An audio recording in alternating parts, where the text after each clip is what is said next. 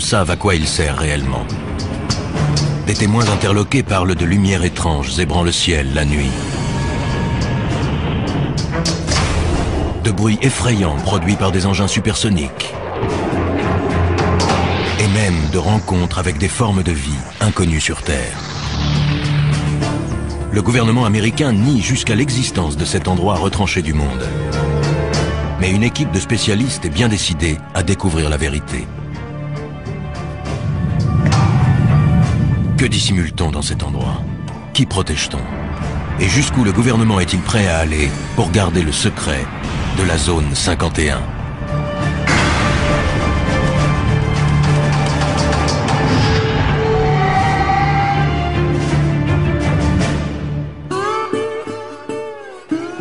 Ce qui est troublant, c'est qu'on nie son existence. La zone 51 ne ressemble à aucune autre base militaire américaine. Situé au cœur du désert du Nevada, ce complexe top secret est entouré de montagnes abruptes et inhospitalières. Il est protégé par un système de sécurité infranchissable qui le soustrait au regard des curieux, mais aussi, comme le reprochent certains, au contrôle de l'État. Des avions très étranges ayant été vus dans le ciel, certains pensent qu'on pourrait y procéder à des essais sur la propulsion antigravitationnelle, un système révolutionnaire relevant autrefois de la science-fiction. Chuck Clark est sans doute le plus grand spécialiste mondial de la zone 51. Astronome de profession et passionné d'aviation, il a toujours été fasciné par cette base destinée, au dire de l'armée américaine, à de simples essais aéronautiques. Au cœur du désert du Nevada, la petite ville de Rachel est la localité la plus proche de la base secrète appelée Zone 51. Elle surfe allègrement sur la publicité que lui apportent les rumeurs d'OVNI, mais beaucoup pensent que l'État encourage ceux qui propagent ces histoires d'extraterrestres pour mieux discréditer les observateurs plus sérieux.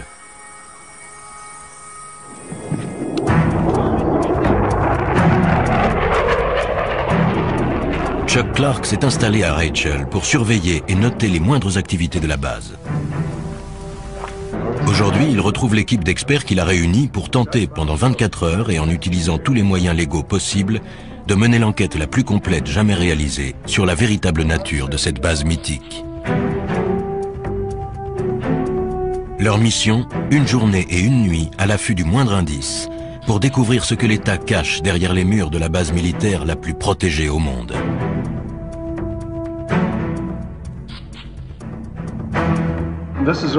Voici la zone 51.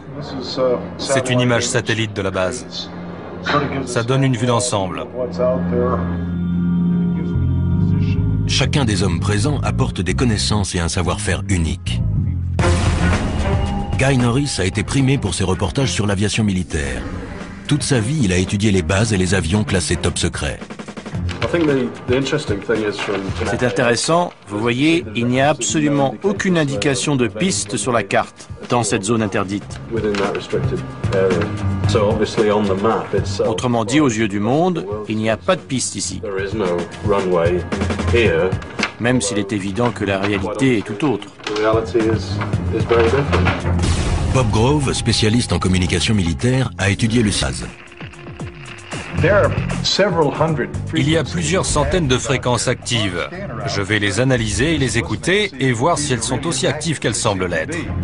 Mike Johnson, détective privé, a déjà travaillé sur l'affaire. Les mesures de sécurité ne se limitent pas au fait d'avoir situé la base dans ce désert au fin fond de nulle part.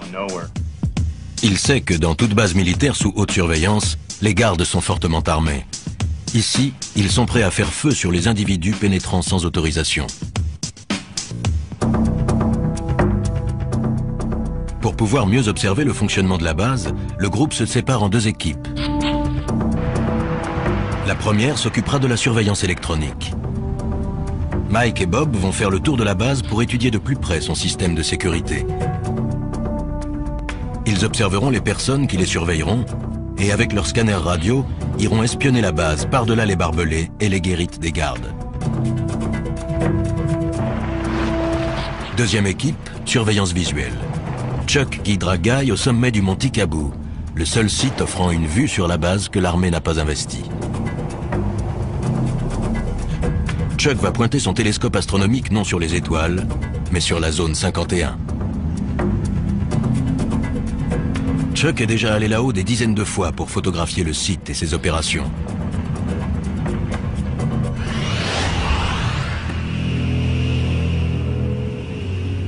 Il y a 10 ans, pour sa retraite, il est venu s'installer à Rachel pour étudier les derniers modèles de l'aviation militaire. Ses observations l'ont amené à constater que derrière les murs de la zone 51, la base règle et un commandement bien particulier, à l'abri des regards indiscrets et au-dessus des lois.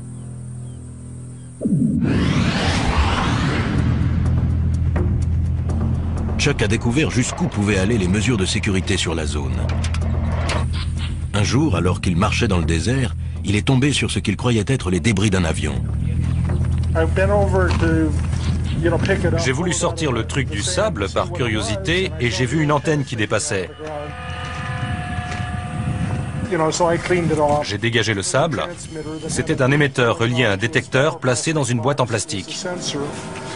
Chuck venait de découvrir un détecteur de mouvement, placé non pas dans la zone tampon sécurisée, mais à des kilomètres du périmètre de la base secrète, dans un espace public. Pour Chuck, ces détecteurs viennent s'ajouter à la longue liste de moyens mis en place par la base pour surveiller de près les faits et gestes d'innocents citoyens.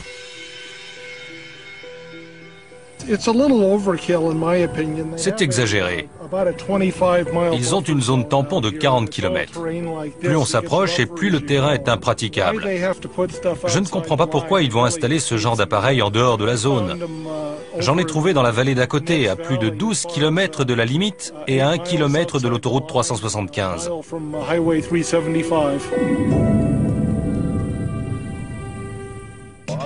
Bien décidé à dénoncer les agissements de l'armée, Chuck fait appel à un célèbre journaliste d'investigation, George Knapp. On a mis une demi-heure pour trouver le premier détecteur. 5 minutes pour le second. Voici l'émetteur.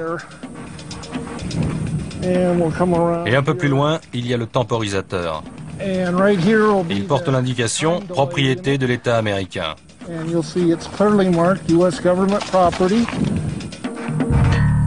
Au total, les deux hommes découvrent plus d'une dizaine de détecteurs destinés à transmettre des informations à la zone 51.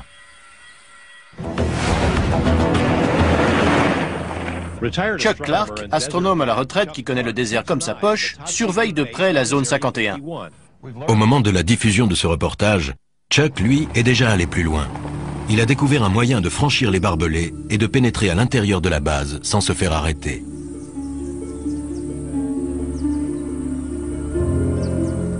Mais pour cela, il doit parcourir 800 km jusqu'à Denver, dans le Colorado. Ce bâtiment d'allure banale renferme des technologies ultramodernes mises au point par les militaires qui dirigent la zone 51. Chuck peut désormais renverser la situation et espionner la base. En effet, la société Space Imaging possède et exploite ICONAS, le premier satellite commercial à haute résolution. Ce satellite met 98 minutes pour effectuer une révolution autour de la Terre et les images aériennes qu'il fournit sont tellement précises qu'il peut isoler le bâtiment qui finance la zone 51, le Capitole. Chuck, pourquoi cet intérêt pour cette zone? Je me suis installé là-bas il y a 10 ans et quand je n'observais pas les étoiles et le ciel, je pointais mon télescope sur la base. Ça doit leur plaire. Ils adorent. Les photos aériennes d'ICONAS permettent à l'équipe de Space Imaging de créer une réplique fidèle en 3D de la zone 51. L'État américain n'apprécie guère Chuck, mais il ne peut empêcher Space Imaging de lui offrir son premier aperçu de l'intérieur de la base ultra secrète. Ça alors. C'est la zone 51 reconstituée grâce aux images d'ICONAS. On peut la survoler à l'aide de ce logiciel. C'est fantastique. J'ai pris des photos de la façade de ces bâtiments, mais je n'avais jamais vu celui-là. On voit du sable sur la piste. Peut-être qu'un engin a atterri récemment dessus ou juste à côté. C'est peut-être aussi juste un trompe-l'œil. Ces gens sont retors. Il faut l'être pour diriger une base pareille. Ce serait bien leur genre. Ouais. Vous allez diffuser ça? Je suis un peu Little Brother surveillant Big Brother. À force d'être à l'affût de détails, on finit par comprendre des choses. C'est aussi sécurisé qu'on le dit et qu'on le voit à la télé? Sans doute plus encore. Ils ont installé des détecteurs à des kilomètres de la zone. Ils vous repèrent bien avant que vous n'approchiez de l'enceinte. Je ne vais pas disparaître après ça. Ça se pourrait. Une fois sa mission accomplie, Chuck reprend aussitôt la route, impatient de faire part de ses découvertes au reste de l'équipe. Mais pendant la zone 51, le gouvernement fédéral lançait déjà sa contre-attaque. Un coup dur attendait Chuck. Un ami m'a appelé. Le FBI était avec lui et m'a demandé ce que je fabriquais dans la zone 51. Il laissait sous-entendre que Chuck allait passer un mauvais quart d'heure.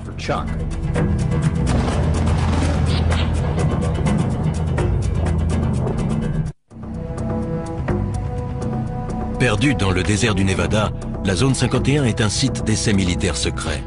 Elle est à l'abri des regards indiscrets grâce à une zone tampon de 40 km, des montagnes et un environnement inhospitalier. Deux équipes d'enquêteurs ont décidé d'épier et de noter les moindres mouvements et les moindres bruits. Si tout se passe comme prévu et si les gardes de la base les laissent tranquilles, les deux équipes se retrouveront 24 heures plus tard. Chuck Clark et Guy Norris vont s'installer au sommet d'une montagne munis d'un télescope et d'un appareil photo. On est au milieu de nulle part. On est à 35 km dans l'arrière-pays. Le plus dur les attend encore. Ils ont devant eux 2 bonnes heures de marche pour gravir le mont Tikabou. Ça fait combien de haut? Un peu moins de 2500 mètres. On est à 2100 ici. Là, on est vraiment tout seul, non? Ça, c'est sûr. On sera dans de beaux draps si on se casse une jambe. Chuck Clark va au-devant de graves ennuis. George Knapp ayant révélé qu'il avait découvert des détecteurs de mouvement cachés hors du périmètre légal de la zone 51, le FBI a décidé de lui donner une leçon.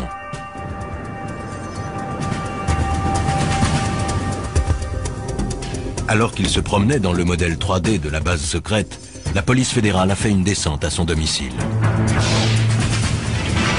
Le FBI a confirmé qu'une perquisition avait eu lieu hier soir au domicile d'un observateur militaire dans la petite ville de Rachel, à proximité de la mystérieuse base militaire appelée Zone 51.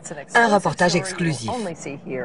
La perquisition a été menée par une unité d'intervention antiterroriste. Le mandat est sous scellé et le FBI refuse de dire ce qui a été saisi au domicile de l'intéressé. Je passais par là en voiture et j'ai remarqué qu'il y avait des types devant la maison de Chuck. Bill Whiffen habite non loin de là. Il savait que Chuck était absent. Pensant tout d'abord qu'il s'agissait d'un cambriolage, il a saisi son appareil et a pris des photos. Les hommes et les femmes que l'on voit ici sont des membres de l'unité antiterroriste. Il y avait une dizaine de voitures et plus d'une dizaine de personnes. J'ai reconnu les insignes et le sigle FBI sur leur veste. Je les ai photographiés. Ils remplissaient des cartons et ils ont emporté un disque dur. Chuck arrive chez lui sans se douter de ce qu'il attend. Voyons voir. Tiens, c'est bizarre. Chuck a perdu le fruit de son travail, mais il se sent aussi traqué dans son intimité et menacé.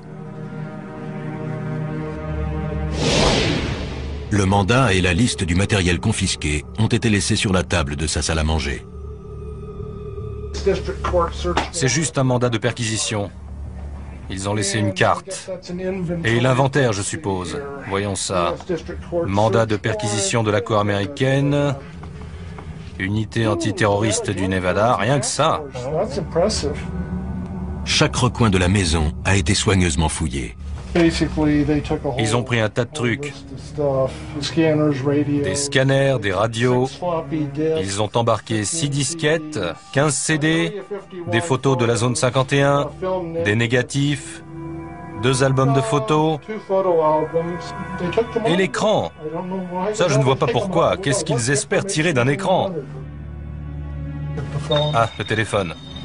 Les nouvelles vont vite. Des voisins et des amis appellent. Allô? Apparemment, le FBI est passé chez moi en mon absence. Non, je n'ai pas encore disparu. C'est pour ce soir. Ce que je fais ne leur plaît pas, mais ce n'est pas illégal. Ils n'ont pas dû apprécier qu'on raconte qu'ils ont placé des détecteurs sur l'espace public. Leur message était clair. Arrêtez.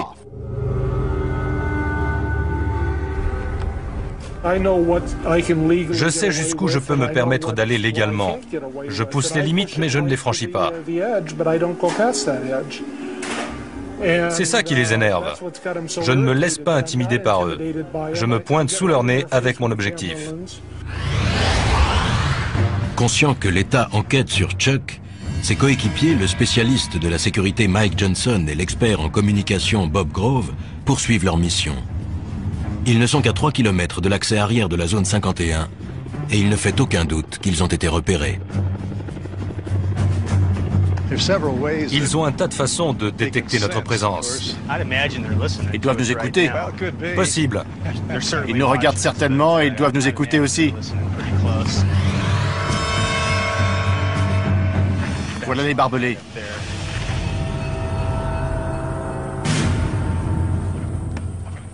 Les deux hommes décident de longer les barbelés sans quitter des yeux le bâtiment des gardes. Voyons ce qu'on va trouver. Il y a des détecteurs sur la clôture là-bas. La boîte blanche. C'est bien possible. Allons voir ça de plus près. Ils sont visiblement sous surveillance. J'irai pas plus loin. Oui, allons voir s'il y a quelque chose de l'autre côté de la route. À environ 100 mètres de distance, ils voient pour la première fois les forces de sécurité privées engagées pour protéger la zone 51. Sur la base, on les appelle les camos, à cause de leur tenue de camouflage beige. Bob et Mike aimeraient s'approcher, mais ils savent qu'un pas de trop compromettrait leur mission. Ce n'est pas le moment de prendre des risques. Je tiens pas à aller en prison. Mike et Bob opèrent un repli stratégique.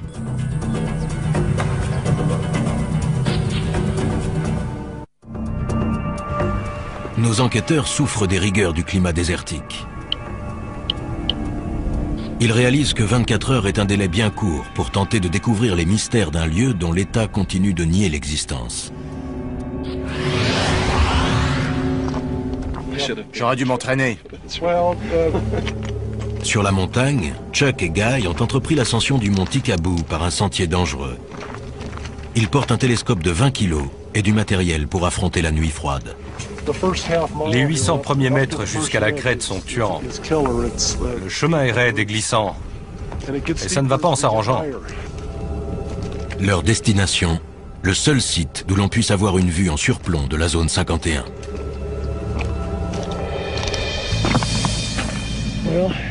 Nous voici au sommet. C'est vraiment spectaculaire.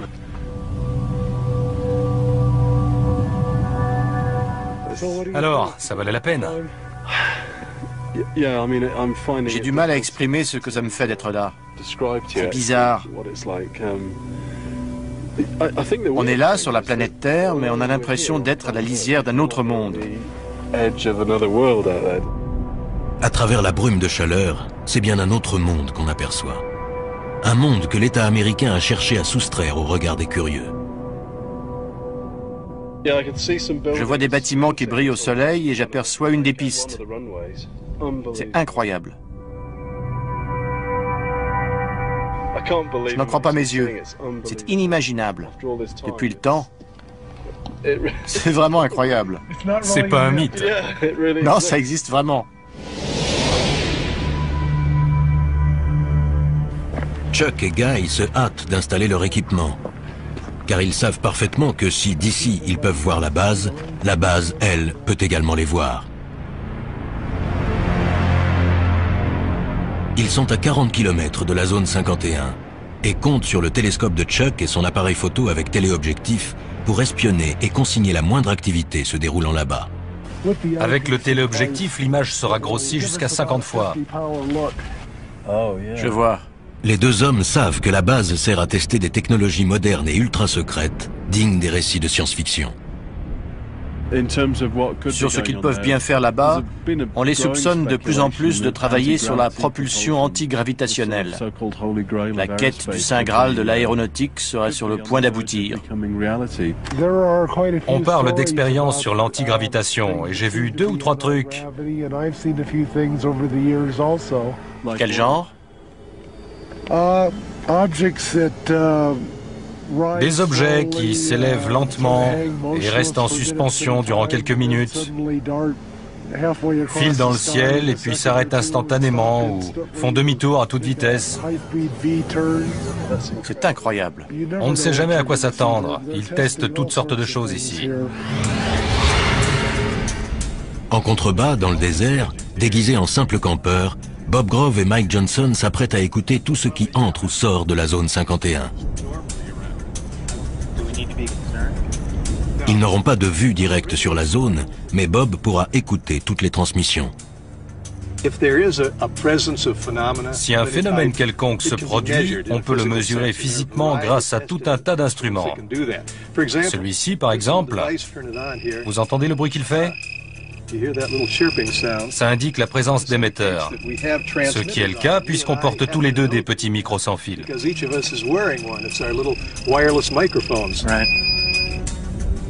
Une fois leurs instruments réglés, Bob et Mike se préparent à une longue nuit d'écoute.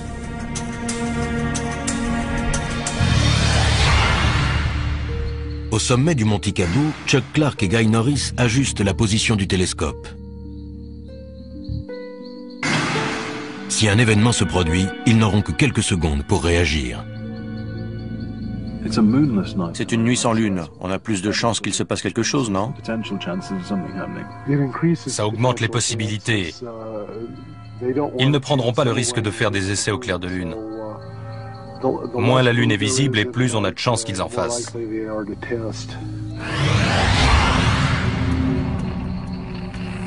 Il est presque 2 heures du matin.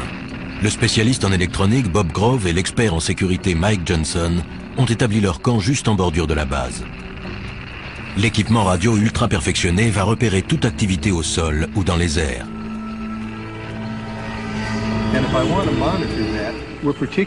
Ce qui nous intéresse particulièrement, ce sont les signaux émis dans cette gamme de fréquences, car c'est celle du gouvernement fédéral, de 160 à 170 MHz. Puis, un peu au-dessus, c'est celle de l'aviation militaire, de 225 à 400 MHz. Ils entendent tous les sons émis dans la zone 51.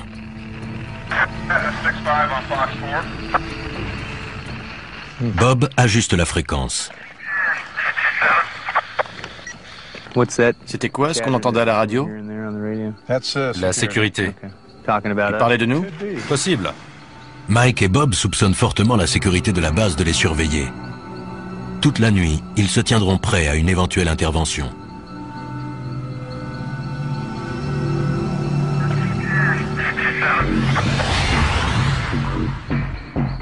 De leur côté, Chuck et Guy voient des lumières s'allumer. La base semble en activité, même à 3 heures du matin. Depuis que je me suis installé ici, la base s'est énormément agrandie. Elle a dû doubler de taille rien que ces 10 dernières années. Au sommet de la montagne, comme en contrebas dans le désert, règne un étrange silence. Mais soudain, le léger grésillement continu de la radio est interrompu. Bob fait son possible pour stabiliser la fréquence. Il y a un certain nombre de fréquences militaires air-sol actives. Il doit y avoir quelque chose dans le ciel. Et il y a aussi des fréquences de contrôle au sol. Le quelque chose en question se dirige à toute vitesse vers Guy et Chuck. Il y a un point très brillant dans le ciel, juste au-dessus de nous.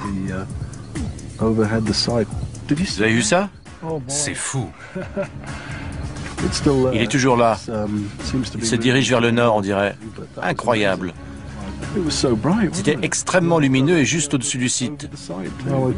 C'est peut-être un aéronef éclairé par une lumière directionnelle puissante.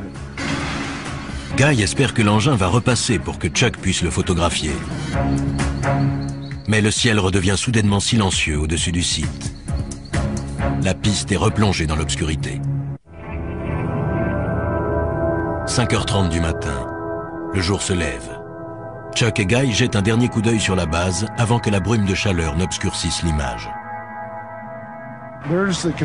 On voit la tour de contrôle à gauche de la colline un peu plus haute, au centre. Elle dépasse de 5 ou 6 mètres. Oui, je vois. On dirait que les véhicules sont sur le côté gauche du nouveau taxiway.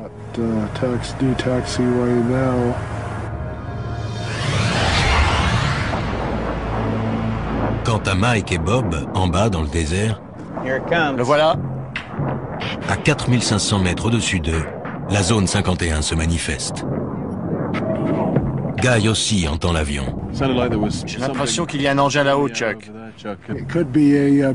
Peut-être un bombardier B-2. Il s'entraîne au ravitaillement en vol à l'aube, puis enchaîne sur 2 ou 3 heures de vol. C'est leur jour de chance. Le B-2 n'est pas seul. Il est accompagné d'un invité surprise. Un MiG-29, excellent. Il vient par ici. Bien que la guerre froide soit révolue, ici les Américains continuent de s'entraîner à combattre des avions soviétiques.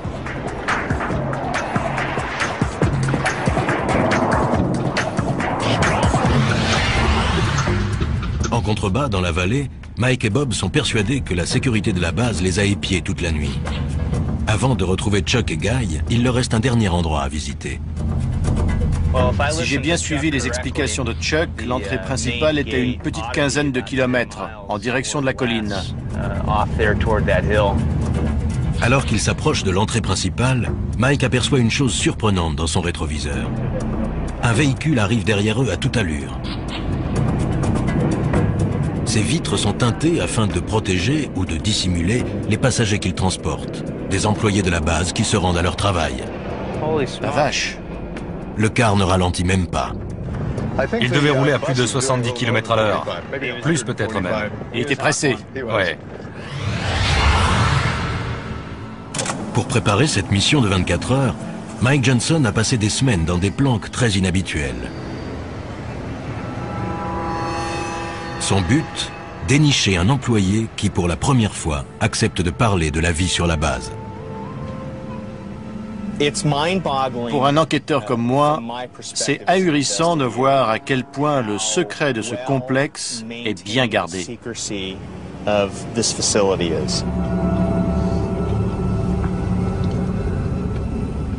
Première énigme à élucider, combien de personnes travaillent sur ce site perdu dans le désert et comment s'y rendent-elles? La zone 51 est située à 230 km au nord de Las Vegas. Depuis des années, on raconte que 5 jours par semaine, une mystérieuse compagnie aérienne transporte des centaines d'employés depuis un aéroport situé près de Las Vegas jusqu'à la base secrète. La compagnie s'appellerait Janet Air, J-A-N-E-T, ce qui signifierait en anglais « Just Another Non-Existent Terminal », encore un terminal qui n'existe pas. Quel que soit son nom, en tout cas, la compagnie existe bel et bien. Nous sommes à l'aéroport international McCarran. Le terminal Janet est situé à l'extrémité ouest.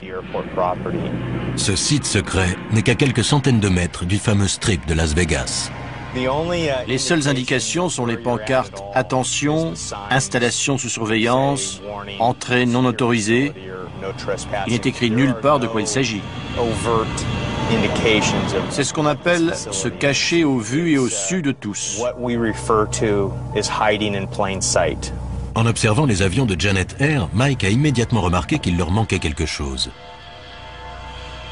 Ces appareils ne possèdent aucun signe distinctif, à part le numéro sur la queue. Tous les avions portent un numéro, sauf les avions militaires.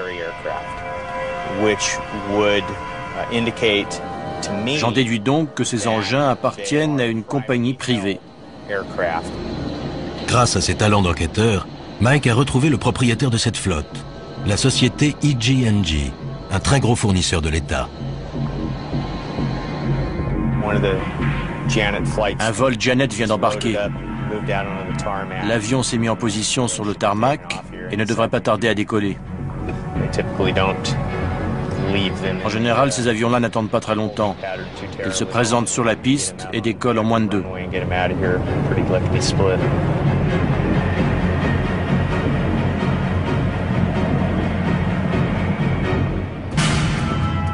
Chaque jour, des centaines d'hommes et de femmes franchissent ces grilles pour aller travailler sur la zone 51.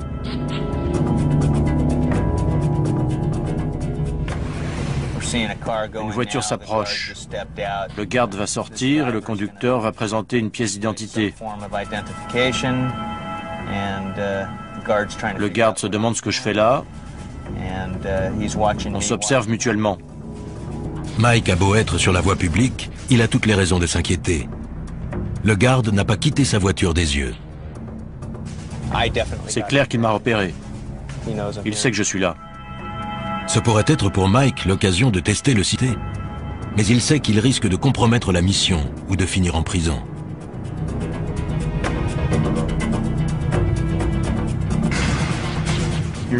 Voilà le pick-up blanc des gardes. J'ai sur le dos la sécurité du terminal Janet et la police de Las Vegas.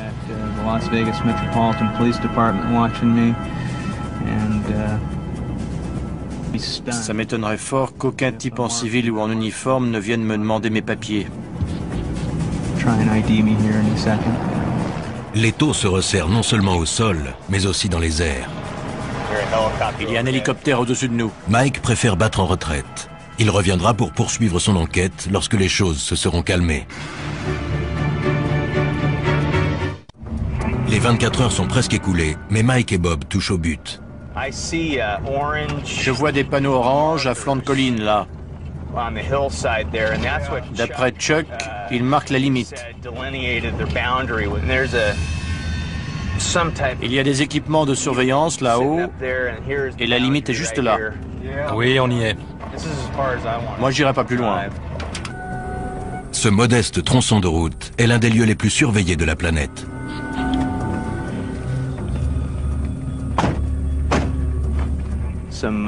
Il y a des détecteurs au sommet de la colline. On dirait qu'ils l'ont mis là-haut exprès. Tous ceux qui ont franchi cette limite ont été arrêtés, interrogés, et se sont vus confisquer leurs appareils photo, leurs téléphones portables et parfois même leurs vêtements. Accès non autorisé. Interdiction de photographier le site. Bon. Ben, on y est. Moi, je ne vais pas plus loin. Si des centaines de personnes travaillent sur la zone 51, pourquoi aucune d'elles n'a-t-elle jamais parlé? Quel genre de menace l'État fait-il peser sur elles? Mike a réussi à découvrir l'adresse de certains des employés qui garent leur voiture dans l'aérogare sécurisé de Las Vegas avant de s'envoler vers la base ultra secrète. Il est temps pour lui de passer à l'étape suivante. Un 4x4 noir franchit les grilles de sortie. C'est peut-être la chance de sa vie. J'ai passé quelques jours en planque à observer ce qui se passait. Grâce à quelques recherches, j'ai réussi à retrouver le propriétaire du véhicule. C'est un employé du site d'essai. Mike est bien décidé à suivre cette personne qui pourra lui dévoiler les mystères de la zone 51. Il suit de près la voiture noire qui s'engage sur l'autoroute. Les événements prennent une tournure favorable. Plus cet individu s'éloignera des regards intimidants des gardes de la base, et plus il sera susceptible de parler. Je ne sais pas du tout quel moyen de pression l'employeur ou l'État utilise, mais les employés doivent vraiment être tenus au silence. Je n'ai jamais vu un secret aussi bien gardé. La circulation intense complique la poursuite, et l'espace d'un instant, Mike perd sa cible de vue. La voiture que je file est au moins 400 mètres devant moi.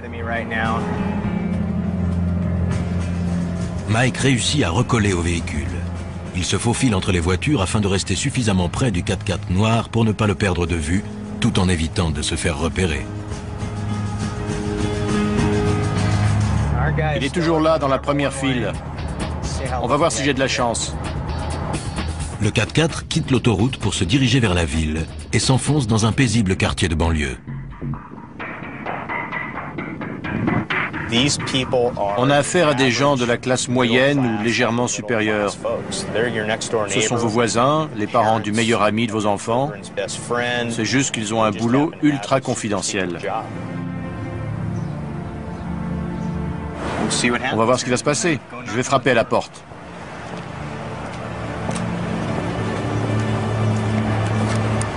Les réponses aux questions de Mike se trouvent-elles derrière cette porte?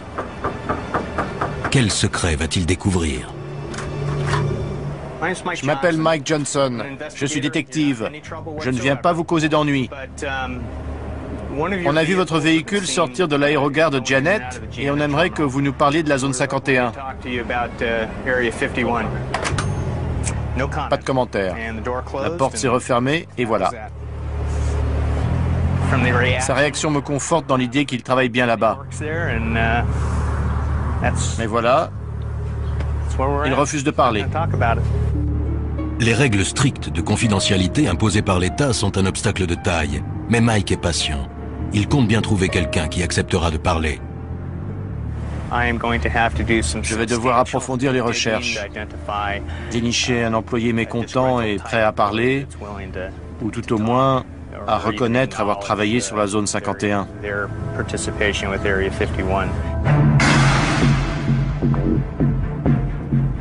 De retour à Las Vegas, Mike Johnson semble bien parti pour trouver un employé de la zone 51. Un informateur lui a suggéré de se rendre dans cet hôtel tout à fait ordinaire. Si ces informations sont exactes, un ancien employé de la zone 51 l'attend à l'étage.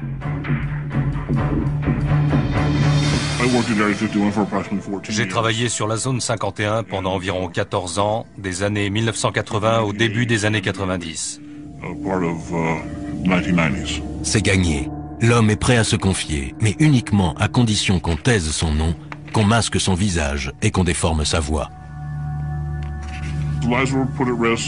On a mis des vies en danger et compromis, voire brisé des carrières pour garder le secret sur la nature. Mike a planqué des heures durant devant l'aérogare de Janet Air, la compagnie desservant la zone 51. Cet homme l'empruntait 5 jours par semaine. Quand on arrivait, on garait son véhicule et on pénétrait dans le terminal, où nos affaires étaient fouillées.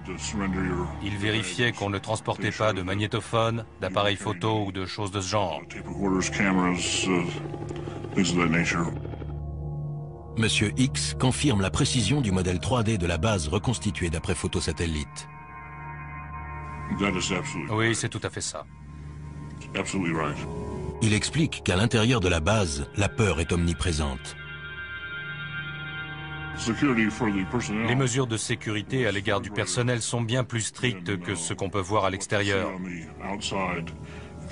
Quand vous appeliez chez vous, il fallait faire très attention à ce que vous disiez à votre femme ou à vos enfants par rapport à où vous étiez, quand vous alliez rentrer et par quel moyen de transport.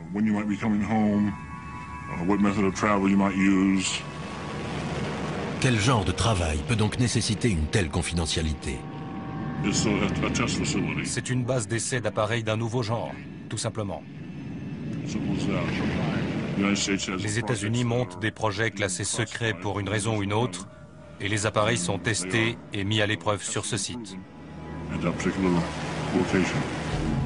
D'après cet homme, la zone 51 ne ressemble à aucune autre base aérienne militaire. C'est une armée distincte de l'armée de l'air régulière. Et les individus qui y travaillent savent qu'ils sont à part et d'une certaine manière au-dessus de l'armée de l'air régulière. Il affirme que les personnes qui dirigent la zone 51 n'hésitent pas à mettre en danger la vie de leurs employés. Ils ont un pouvoir absolu et sont corrompus. Les individus qui dirigent le site fonctionnent comme les personnages d'Apocalypse Now. Ils n'ont aucun scrupule. Ils remplissent leur propre mission.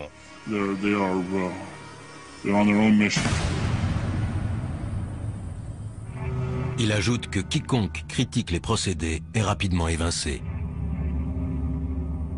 Je connaissais un employé qui a exprimé ses inquiétudes concernant le personnel, qu'on exposait à des produits chimiques toxiques, à des déchets dangereux. On lui a répondu que le projet avait pris du retard et qu'il fallait le boucler au plus vite, et que le personnel ne serait pas informé.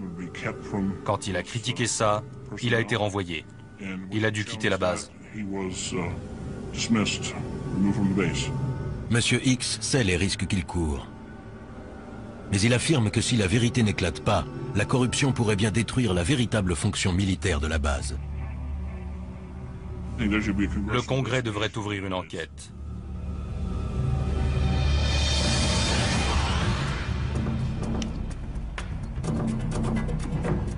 Sur le terrain, affamés et épuisés, Chuck et Guy vont devoir à présent affronter une descente raide et délicate. Ils ne seront sûrs d'avoir échappé à la sécurité qu'une fois arrivés sains et saufs au lieu de rendez-vous avec le reste de l'équipe.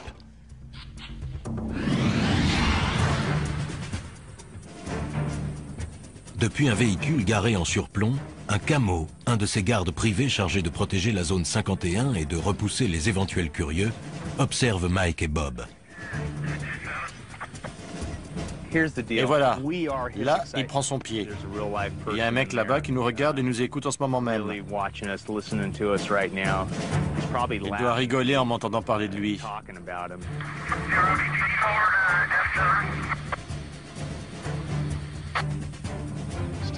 Toujours beaucoup d'activités sur la fréquence de la sécurité. On a vu tout ce qu'on avait à voir, j'irai pas plus loin. Inutile de tenter le diable. Désormais certains que la sécurité a été alertée, ils savent qu'il est temps pour eux de rejoindre Guy et Chuck.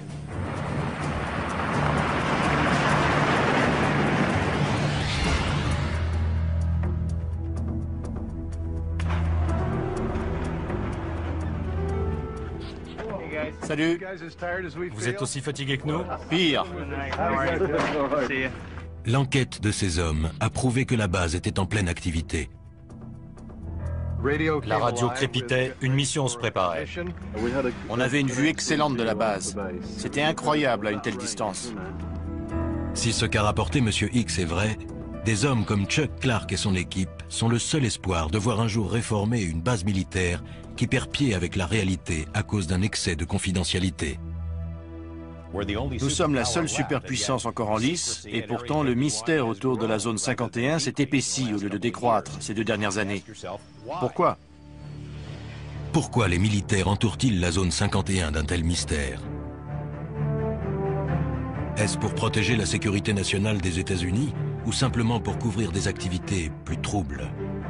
En tout état de cause, le gouvernement reste muet. Alors si vous passez un jour par le désert du Nevada, allez donc jusqu'à la zone 51 et regardez à travers les barbelés qui protègent le site. Car pour Chuck et ses amis, une chose est sûre, si vous cherchez des réponses, c'est là que se trouve la vérité.